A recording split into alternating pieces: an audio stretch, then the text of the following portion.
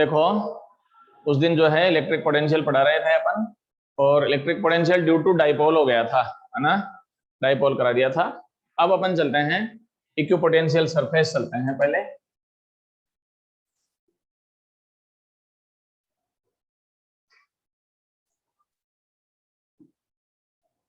Equipotential है surface.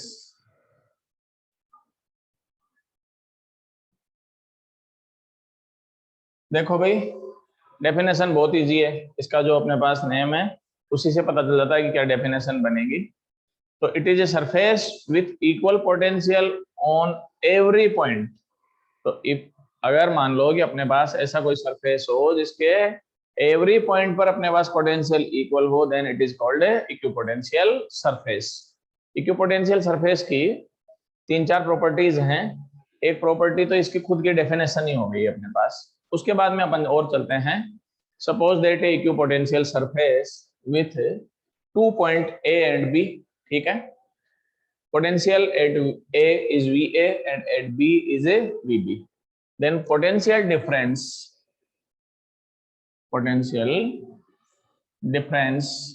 between points A and B, between A and B potential difference find out करें।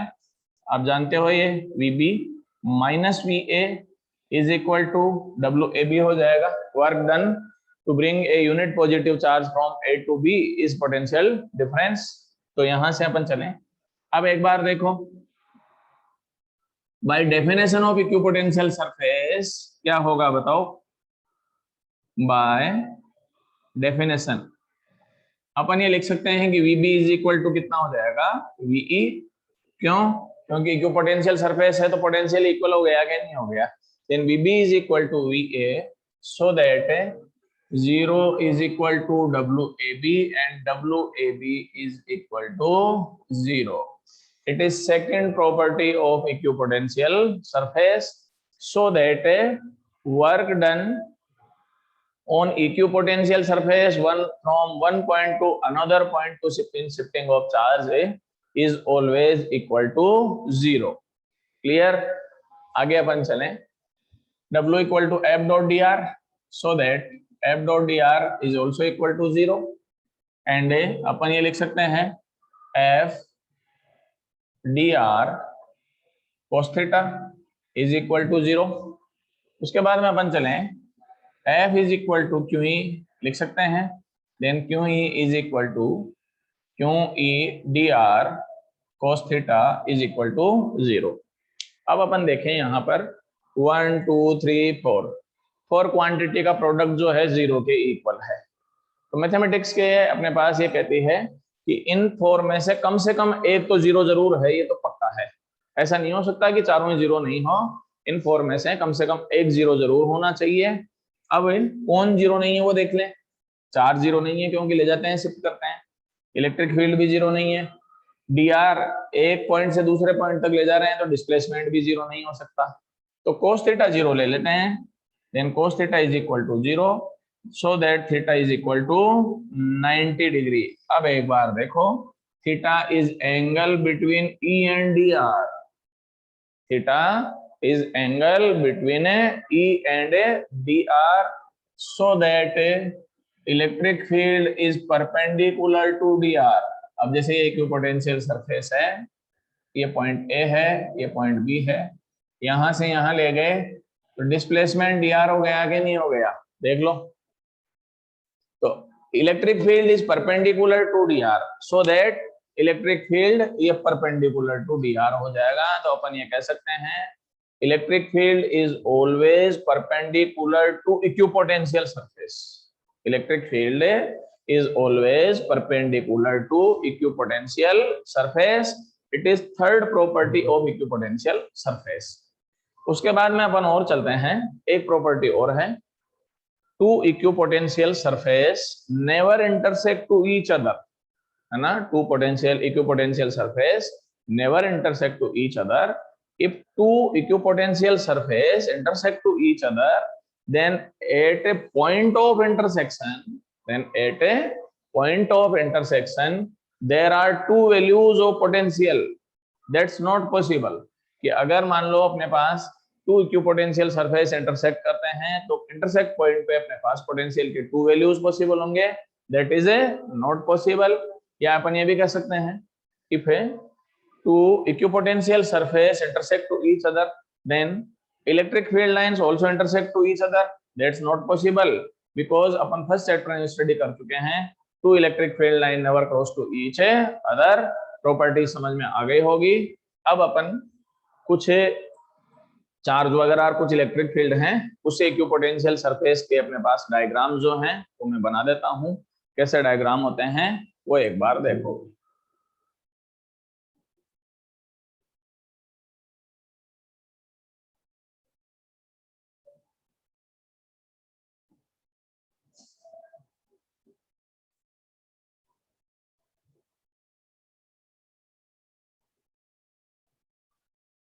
ये हैं वे diagrams equipotential surface के।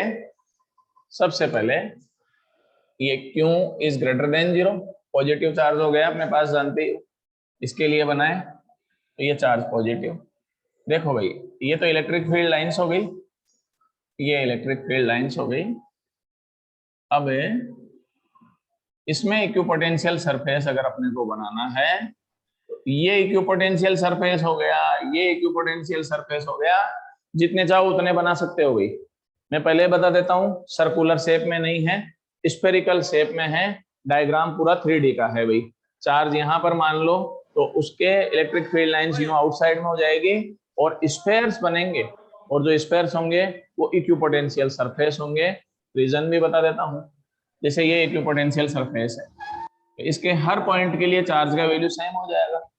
इसके लिए अपने पास ये रेडियस सेम हो गया कि नहीं हो गया, as we know v is equal to kq upon r, charge and r constant then v also constant। बात आ गई होगी समझ में। यही चीज अगर नेगेटिव चार्ज में लोगे तो तुम जानते हो q is less than 0 ले लेंगे अपन। q is less than 0 जैसे ही लोगे कुछ चेंज नहीं करना है भाई अपने को, बस ये काम करना है। इलेक्ट्रिक फील्ड की लाइंस जो हैं वो इनवर्ड डायरेक्शन में हो जाएगी, इतना सा चेंज करना होता है। बाकी ये देखो ये इक्विपोटेंशियल सरफेस, फिर ये इक्विपोटेंशियल सरफेस हो गया, तो ये इक्विपोटेंशियल सरफेस है।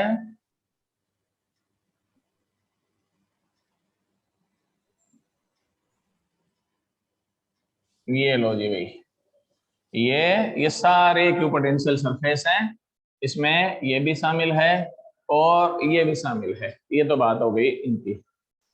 अब अपन आते हैं, अगर मान लो कि टू लाइक चार्जेस हैं फिर टू अनलाइक चार्जेस हैं, उनके लिए कैसा बनेगा, तो ये देखो Q1 Q2 is more than 0। तो अब एक बार देखना ये पॉजिटिव चार्ज, ये पॉजिटिव चार्ज, इनके लिए अपने पास जो इक्विपोटेंशियल सरफेस बनेगा वो ये बनेगा भाई। ऐसे इस साइड में शिफ्ट करते चले जाना, ये इक्विपोटेंशियल सरफेस होते जाएंगे। ये लो ये इक्विपोटेंशियल सरफेस है। इसके बाद में मत बनाना क्योंकि इंटरसेक्ट करेंगे कि नहीं करेंगे, as we know equipotential surface never intersect to each other. तो बनाते समय डायग्राम में एक चीज ध्यान रख लेना, दोनों को पास में शिफ्ट करना है अपने पास। ये देखो इस साइड में शिफ्ट हो रहे हैं कि नहीं हो रहे हैं, ये equipotential surface for like charges. अगर आप दो नेगेटिव चार्जेस लेते हैं आंसर सेम आएगा, तो बताने की जरूरत नहीं है। उसके बाद में आ जाते हैं अपन Q1 Q2 is less than 0, one is positive and another is a negative, ठीक है, अनलाइक चार्जेस। इसमें इक्विपोटेंशियल सरफेस ऐसे बनाने हैं, ये दूर शिफ्ट करना भाई, ये अवे कर देना इनको, बस इतना सा काम कर देना। ये इस साइड में शिफ्ट करते चले जाओ, ये इधर से शिफ्ट करते चले जाना, और ये लो जी भाई ये equipotential surface for unlike charges. आ गया होगा समझ में।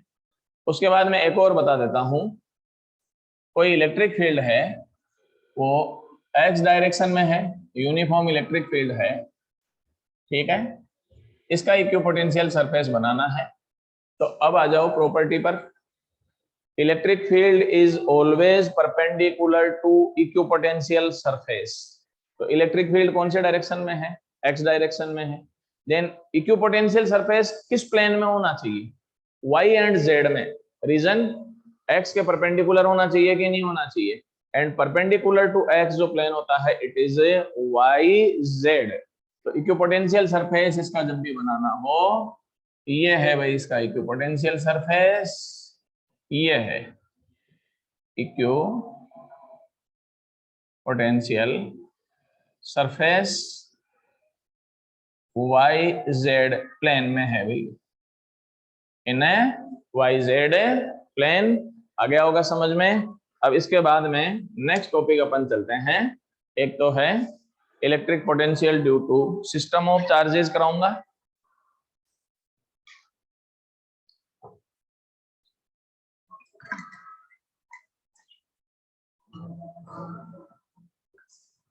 और एक पॉइंट कराएंगे relation between electric field and electric potential.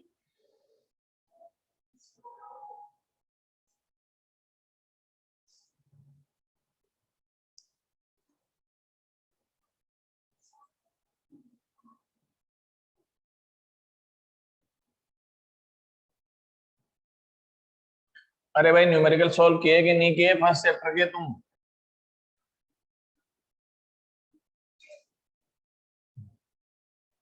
किस किसने किए हैं देखिए, मैसेज तो करो।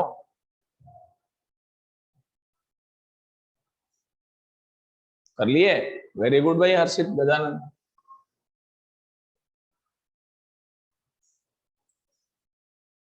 दीपक और श्याम प्रताप ने भी किए हैं। चलो जी भाई, चलो पहले ये करा देता हूं मैं एक topic, relation between electric potential and electric field. Relation between electric potential and electric field, ठीक है। सबसे पहले आ जाएं पोटेंशियल डिफरेंस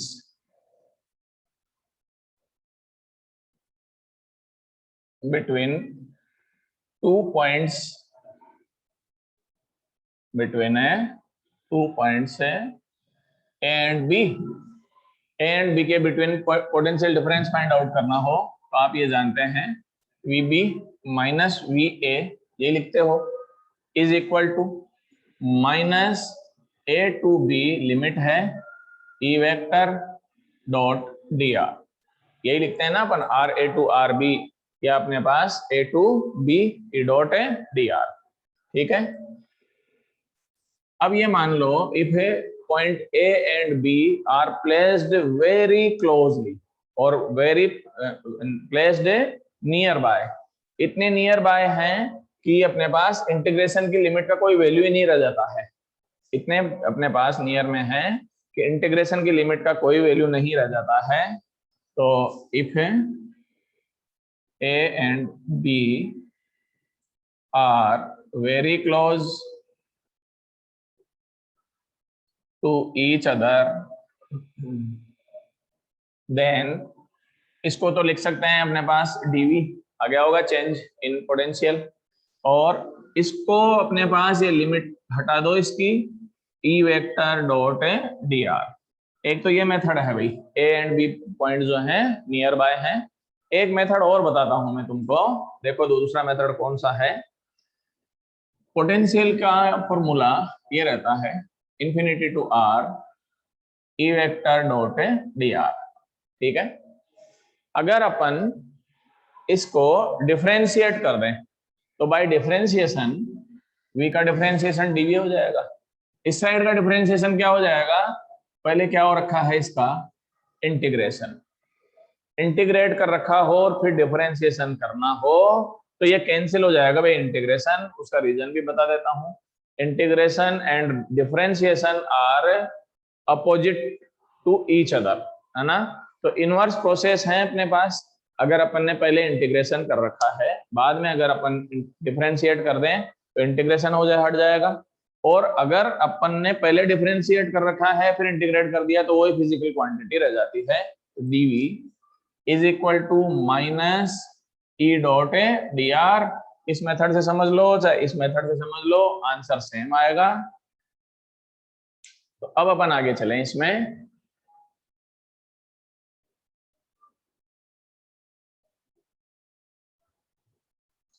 देखो जी भाई, ये है आगे, ये लिख सकते हैं dv is equal to minus E D R cos theta if theta is equal to 0 degree, then dv is equal to ये लिख सकते हैं minus E D R cos 0, value of cos 0 is equal to 1, so that dv is equal to minus EDR and E is equal to minus dv by dr.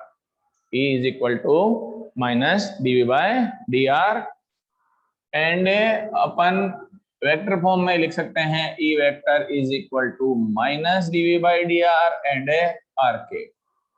अब यहां से देखो एक बार इसको डिफाइन कैसे करें। so that rate change in electric potential with respect to distance, rate change in electric potential with respect to distance is equal to intensity of electric field. It is relation between electric potential and electric field। आ गया होगा rate change, और it is called potential gradient, it is called a potential gradient। क्या है potential gradient? dv by dr is called potential gradient। देखो भाई, potential gradient, physics में gradient का meaning ये रहता है कि rate change in any scalar quantity, rate change in any scalar quantity with respect to distance, it is gradient. जैसे 11th में फ्लूइड मैकेनिक्स में आप लोग वेलोसिटी ग्रेडियंट आता है भाई, उसमें dv by dz चलता है। तो rate change in any scalar quantity with respect to distance is called a gradient.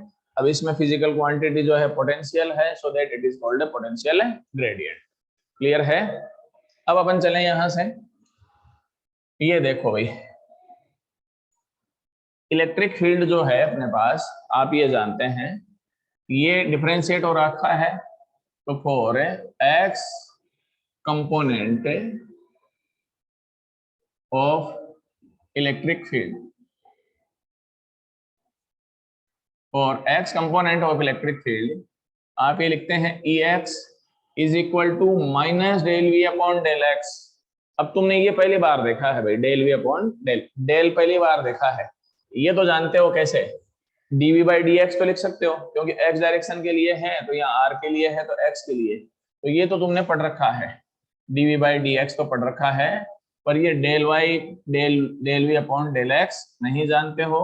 अब मैं बता देता हूँ what is difference between d by dx and del by del x। देखो भाई, ये दोनों ऑपरेटर हैं भाई, ये देखो, ये d by dx, ये डिफरेंशिएशन का ऑपरेटर है अपने पास। डेल बाय डेल एक्स, ये भी डिफरेंशिएशन का है, पार्शियल डिफरेंशिएशन का है भाई। ये ऑपरेटर जो है पार्शियल डिफरेंशिएशन का है। ये ऑपरेटर किसका है अपने पास है? It is operator of differentiation. And ये जो सेकंड ऑपरेटर है वो अपने पास जो है वो किसका है? पार्शियल डिफरेंशिएशन का। अब दिक्कत ये आ रही है तुम लोगों को कि भाई डिफरेंशिएशन में एंड पार्शियल डिफरेंशिएशन में डिफरेंस क्या है ना? तो मैं बता देता हूं। जैसे अगर तुमको ये करना हो तो तुम ऐसे करते हो, X square D Y by D X plus Y D by D X X square, ऐसे करते हो कि नहीं करते हो सोल्व? उसका फॉर्मूला तुम लोगों को याद है, ये लिखा जाता है first function into differentiation of second function plus second function into differentiation of A first function. ये चलता है कि नहीं चलता है? ये तो है डिफरेंशिएशन। अब आ जाते हैं पार्शियल डिफरेंशिएशन में। क्या डिफरेंस आएगा? Del by del X X square Y. इसका मेथड है, इसमें वो रूल अप्लाई नहीं होगा, फर्स्ट सेकंड वाला रूल अप्लाई नहीं होगा। इसमें एक सीधा सा सिंपल मेथड है, जिसके रेस्पेक्ट में पार्शियल डिफरेंशिएशन कर रहे हैं उसको तो वेरिएबल लेना है, और जो दूसरे अपने पास हैं उनको अपने को सबको कांस्टेंट लेना है भाई। ये चेंज है। जैसे एक्स के रेस्पेक्ट में कर रहे हैं ना, तो ये तो वेरिएबल है, वाई को कांस्टेंट रखना है, वाई का कुछ ही नहीं होगा। तो आंसर आएगा इसका Y del by del X और एक्स स्क्वायर, बस ये इतना सा ही आंसर रहेगा। इसका डिफरेंशिएशन कर दो तो इसका आंसर आएगा 2xy, जबकि उसका अलग आ रहा है कि नहीं आ रहा है। Same to same del by del Y अगर ये करना हो तो अब y को वेरिएबल लेंगे, एक्स स्क्वायर को कांस्टेंट कर देंगे, तो ये एक्स स्क्वायर हो गया constant, del Y by del X ये फिर 1 हो जाएगा। ये आंसर किसके इक्वल आ जाएगा? एक्स स्क्वायर के equal. It is difference between partial differentiation and differentiation. समझ में आया या नहीं आया डिफरेंशिएशन और पार्शियल डिफरेंशिएशन? बोलो भाई चलो। चलो तो अब अपन आगे चलते हैं भाई।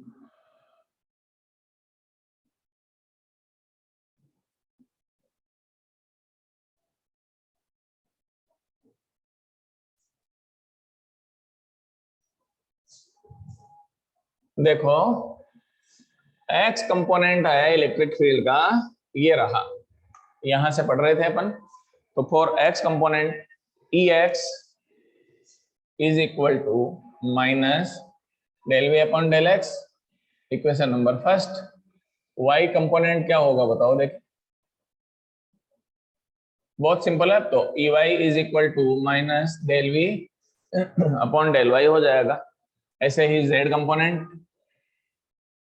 और Z component E Z is equal to minus del V upon del Z, ये इक्वेशन नंबर थर्ड हो गया इसका। ठीक है, अब अपन ये जानते हैं वेक्टर को ये लिख सकते हो, A vector is equal to I A X plus J A Y plus A Z. लिखते हैं कि नहीं लिखते हैं? ये आई जे के यूनिट वेक्टर हैं। देखो भाई मेरी आदत जो है ना केप लगाने की नहीं है, ठीक है ना। केप लगाओ या मत लगाओ कोई फर्क नहीं पड़ता है, अपन समझ जाते हैं कि ये यूनिट वेक्टर है। मैं बिल्कुल भी नहीं लगाता हूं, तो तुम अंडरस्टूड रखना तुम्हारे दिमाग में। तुम केप लगाते हो बहुत अच्छी बात है।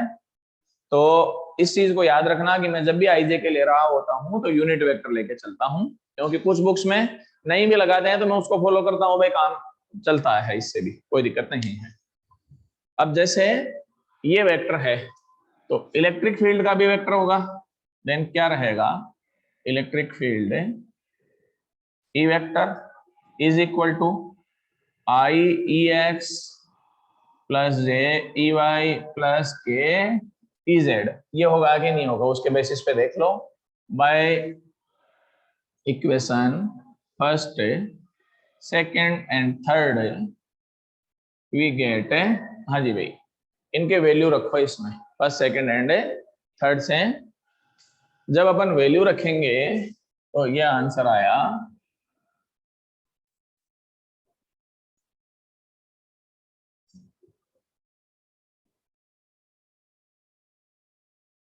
देखो जी भाई आंसर है अपने पास इसका अब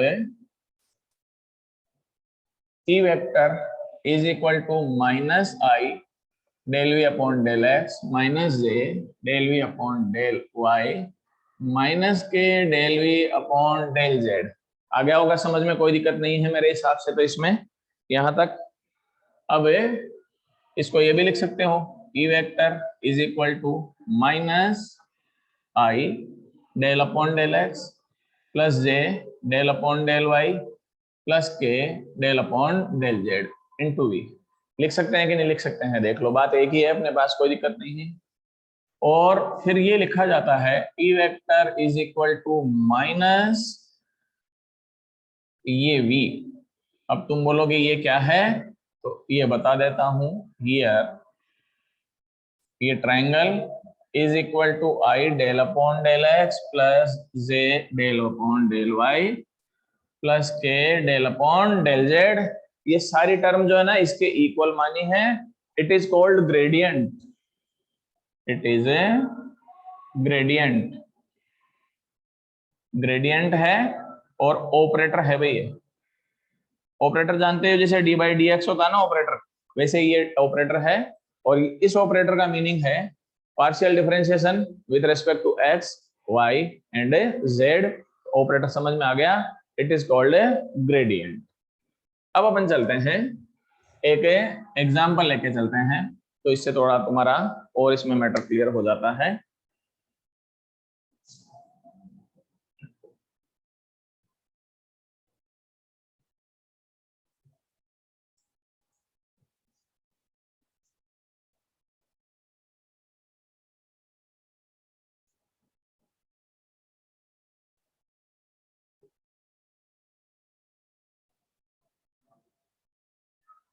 हाँ जी भाई, ये है भाई एग्जाम्पल।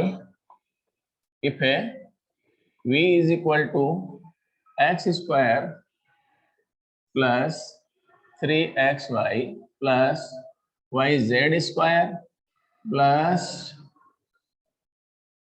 जेड एक्स, ये दे रखा है अपने को, ठीक है। Then find out value of electric field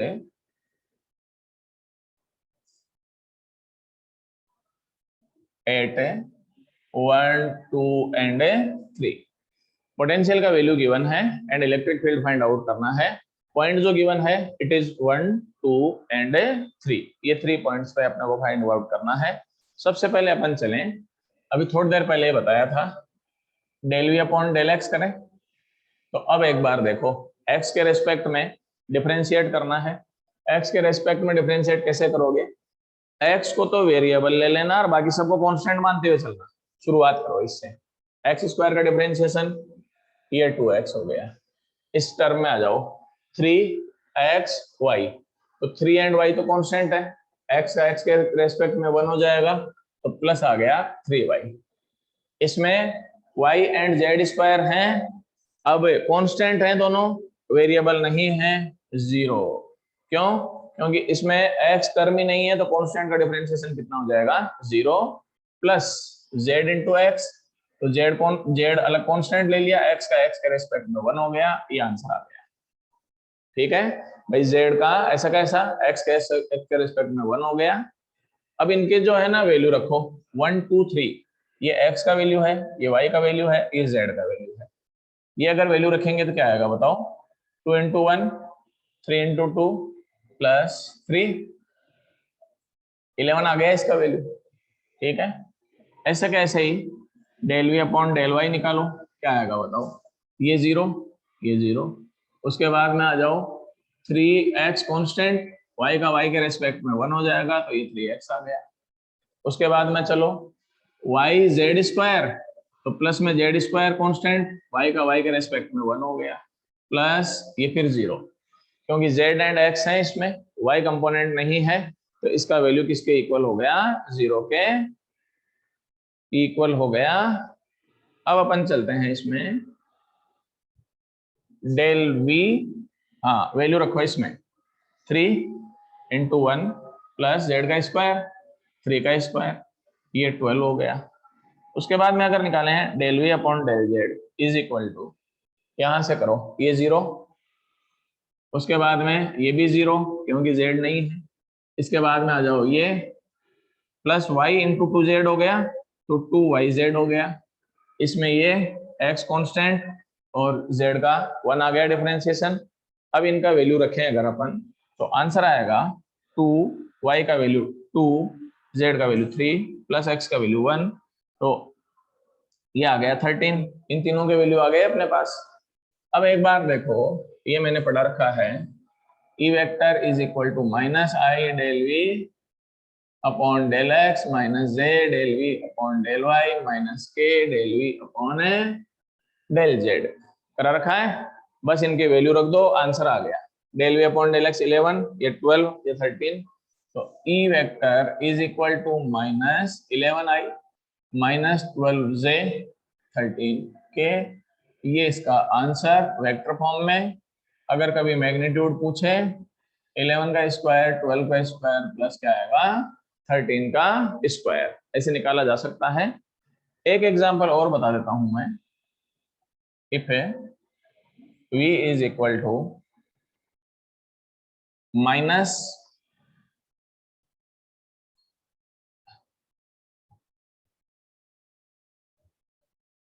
k upon r square, then find out value of ई।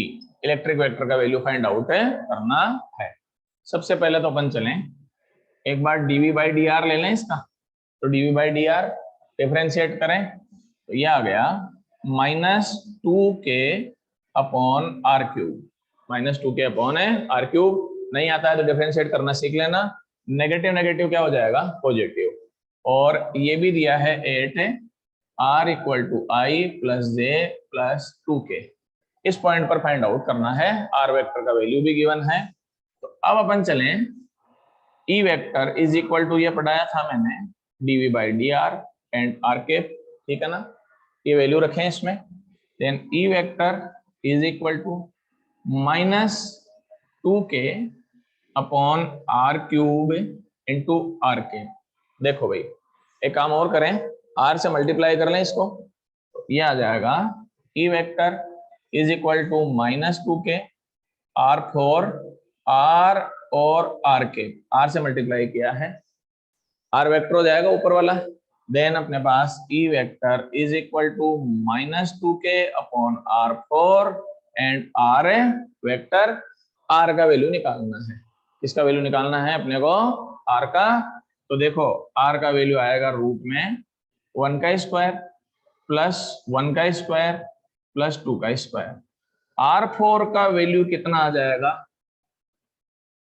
पहले स्क्वायर किया r स्क्वायर हो जाएगा, फिर उसका भी स्क्वायर किया, तो 1 1 2 2 एंड 2 एंड 4 6। तो ये आ गया अपने पास 36 आ गया। बस इसमें ये आंसर रख दो। तो -2k upon 36 r vector and r vector का वैल्यू रखना मत भूलना। ये रहा r वेक्टर का value i plus J plus 2k, so that it is equal to -2k upon 36 i plus J plus 2k। ये लो जी भाई आंसर, स्क्रीनशॉट ले लो।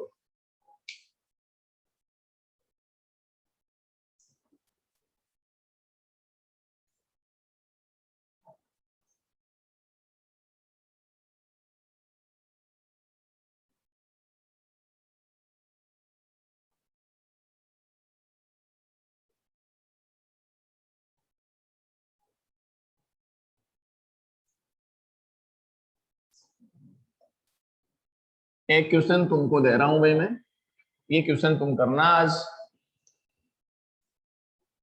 इफ है v is equal to X square plus X Y plus Y Z square, then find out value of e at 1 1 and 1। ये लो, ये करना। अब screenshot ले लो, काम खत्म।